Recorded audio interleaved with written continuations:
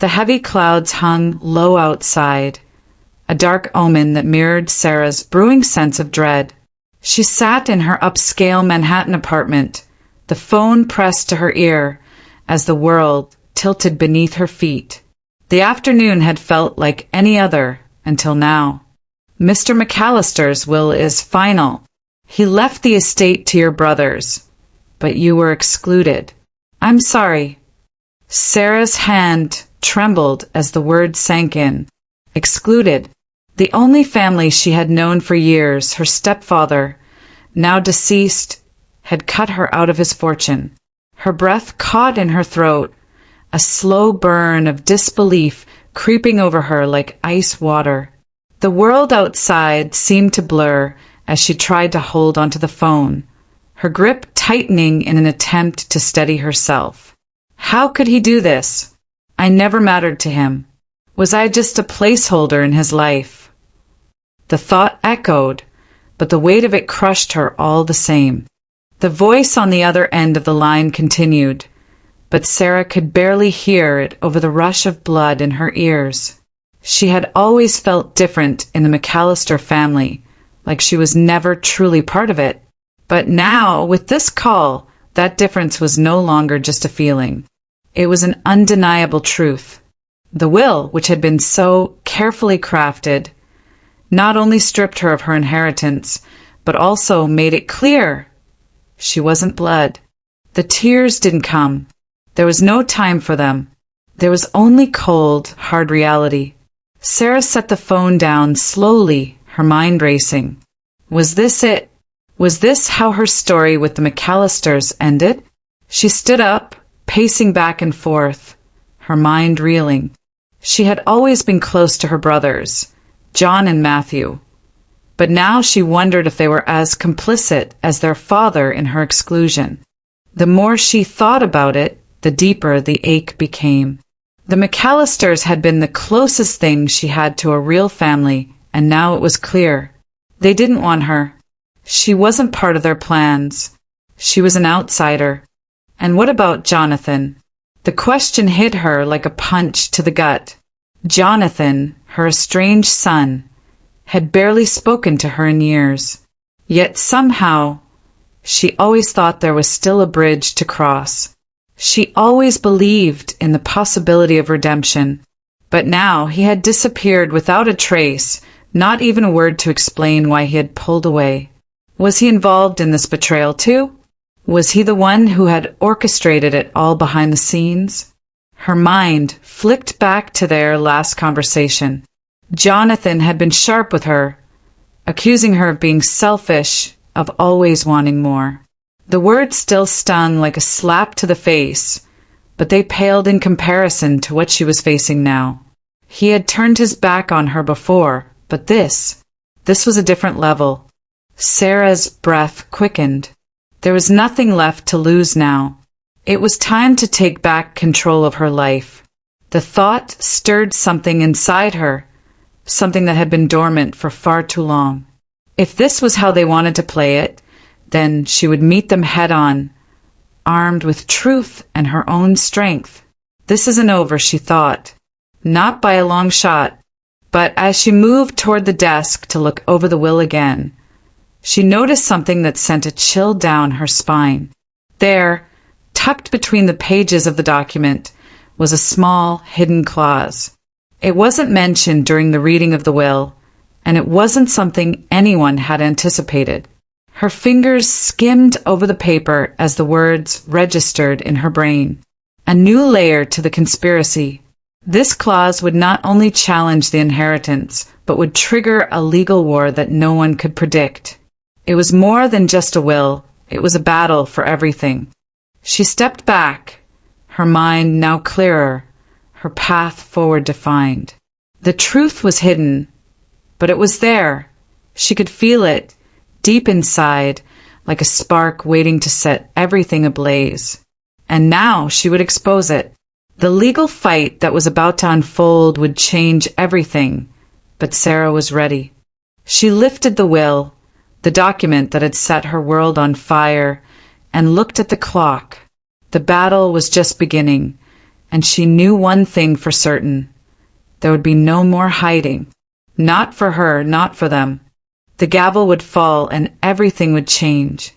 The air inside the lawyer's office was sterile, almost suffocating. Sarah sat across from her lawyer, her palms sweating as the high-rise windows of the building cast long shadows on the floor. The towering bookshelves surrounding them gave the room an air of authority. But inside, Sarah felt small, cornered. It wasn't just the room. It was everything that had led her here. The inheritance battle had already begun, but she wasn't prepared for what was coming next. Her lawyer, a sharp-dressed man with gray streaks in his hair, shuffled through a stack of papers before meeting her eyes. "Sarah, I need you to listen closely," he began. His voice was calm, but there was a certain weight to it, like he knew something she didn't. "The will is being contested. Jonathan's lawyers have already found a loophole. They're claiming the property wasn't transferred legally. You're facing a legal siege." Her heart dropped. She opened her mouth to speak, but the words didn't come. She had spent weeks mourning the loss of her stepfather, only to now find herself trapped in a labyrinth of lies and legal jargon. Jonathan. She thought of him now, her estranged son, whom she hadn't heard from in months. Had he been preparing this? Had he set it all up? Sarah began, but was interrupted by the lawyer's next words. "They've already contacted the court. Your claim is in serious jeopardy. It's going to be a battle, Sarah. A big one." Her mind was spinning. She hadn't been prepared for this level of deception, let alone from Jonathan. But she couldn't let it go on like this. She wasn't going to lose her stepfather's estate without a fight. No more silence. No more letting them think I'm weak. The lawyer slid a document across the desk to her, his fingers tapping on the page. "This is the new motion they filed. They're demanding full access to the financial records. They're claiming you have no legal grounds for the estate because of a paperwork discrepancy in the transfer." Sarah picked up the document, scanning the legal jargon, her eyes landing on a section she hadn't seen before. There it was. Jonathan's legal team had already begun digging into the family's finances. They were pulling at strings she hadn't even noticed. The man who had raised her like a father, who had given her everything, had somehow become a pawn in his own family's game. The betrayal felt as real as the air around her, thick and suffocating. Suddenly, something in the back of her mind clicked. This wasn't just about the money. This was a power play. Jonathan had orchestrated this, and now she was fighting to reclaim not just what was rightfully hers, but her dignity. The stakes had never been higher, but just as quickly a new thought surfaced. Jonathan. Could it be possible that he's not acting alone? The legal team he'd hired had been aggressive, but was there someone else pulling the strings from the shadows? Her hands shook as she tried to push away the anxiety creeping in. She looked at the lawyer, trying to steady herself. "Do you think they'll succeed?" she asked, her voice betraying her fear despite the calm facade. He hesitated. "It's hard to say, but they're good. Very good. You'll need to be smarter. Strategize. And you can't trust anyone right now, not even the people you thought you could." A sharp silence fell over the room, thickening the tension. Sarah felt the weight of the moment. This was bigger than her. It was a battle for everything. Her family, her stepfather's legacy, her future. She hadn't realized how much she had taken for granted. She had trusted them all. But now, trust was a luxury she couldn't afford. Without saying another word, Sarah stood up, straightening her jacket as if preparing for the battle ahead. "I'm ready," she said, her voice more confident than she felt.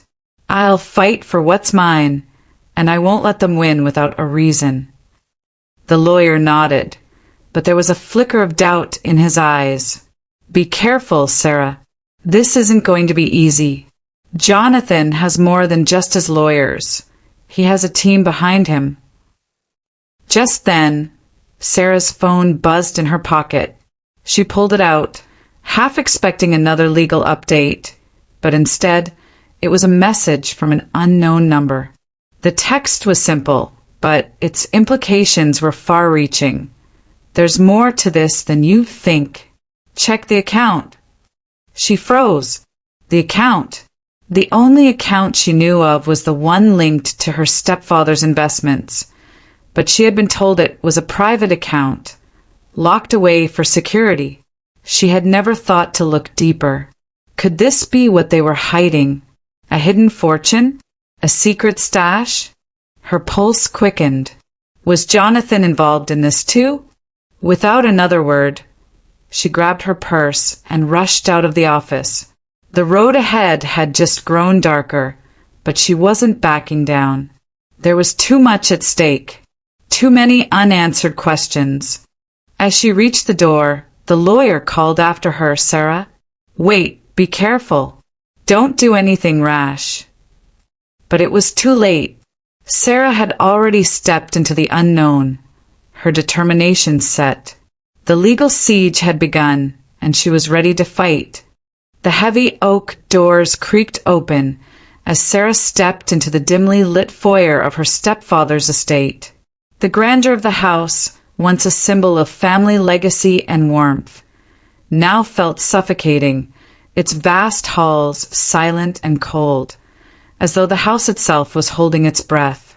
She had never imagined she would return under these circumstances. Her heels clicked sharply against the polished marble floor, each step echoing like a countdown to the battle she knew was coming. It was the final confrontation, the moment when everything would either fall apart or be put back together. The weight of her stepfather's will, the financial manipulations, the betrayal, it all led here. The house had been emptied of its warmth. The family portraits hanging on the walls seemed to mock her, frozen in time with their smiles, now hollow in meaning. Sarah's heart raced as she walked deeper into the house, her mind focusing solely on one goal, to uncover the truth. What is Jonathan really after? She had been prepared for confrontation, but nothing had truly prepared her for this moment. She had expected anger, pain, but now, as she approached the study, it was more than that. It was a reckoning. Jonathan was already there, standing by the window, staring out at the sprawling estate. His posture was calm, too calm, as though this was just another game to him. When he turned to face her, his smirk was the same as it had been when she had last seen him, a mixture of arrogance and contempt. "So," he said, his voice low and smooth, "you decided to show up after all." Sarah's heart pounded in her chest, but she stood her ground. "I didn't come here to play games, Jonathan." "Then why are you here?" he asked, stepping closer, his eyes gleaming with malice. "You really thought you were going to get it all? The house? The money? It was never meant for you, Sarah. You should have known that. You never belonged."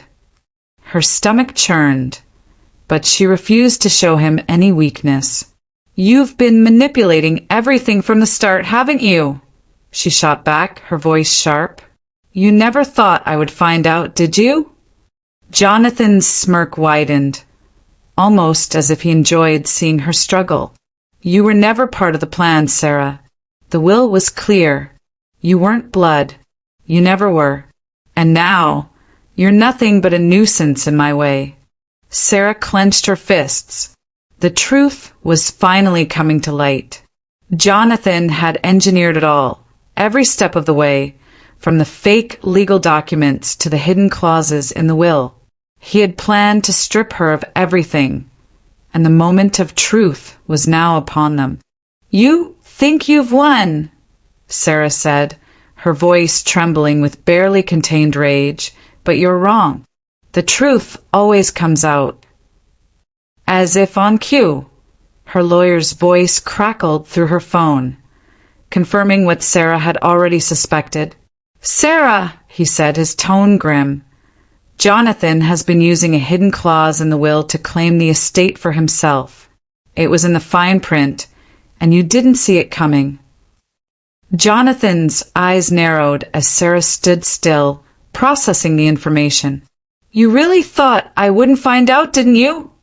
she whispered, a mixture of disbelief and fury coloring her words. Jonathan stepped forward, leaning in as if to intimidate her. "You always were the outsider. I've been preparing for this day for a long time. The fortune that's been hidden? It was never meant for you. It was always mine." The truth hung in the air like a blade, sharp and unforgiving. She had trusted him once, loved him like a son. But now, everything she thought she knew about family had been torn apart. The emotional betrayal hit harder than any legal attack. This wasn't just about money. It was about everything she had believed in. Her hand trembled as she looked down at the will in her hands. The hidden clause had been inserted to ensure her exclusion from her stepfather's estate. But Sarah wasn't about to let Jonathan win. Not now, not ever. She took a deep breath, gathering every ounce of strength within her. "I didn't come here to fight over money. I came to fight for the truth." Her voice was steady, resolute. "And you won't get away with this." Jonathan laughed, the sound hollow and mocking. "The truth? The truth is you're too late, Sarah. Everything is already in motion. You're out of options." The word stung, but Sarah's resolve only grew stronger. This was the moment when everything she had feared, all the secrets buried in the past, were finally laid bare. But it didn't matter. She was no longer the passive player in this game. She was in control now. Jonathan may have thought he had one, but the truth had a way of turning the tables. With every breath she took, Sarah felt the shift, felt the power slipping away from him and into her hands. The battle isn't over yet, she thought, her fingers tightening around the will. It's just beginning. As Jonathan sneered, Sarah stood tall, her heart beating with a newfound clarity. "I may not have blood on my side, but I have the truth." And with that, the final confrontation began.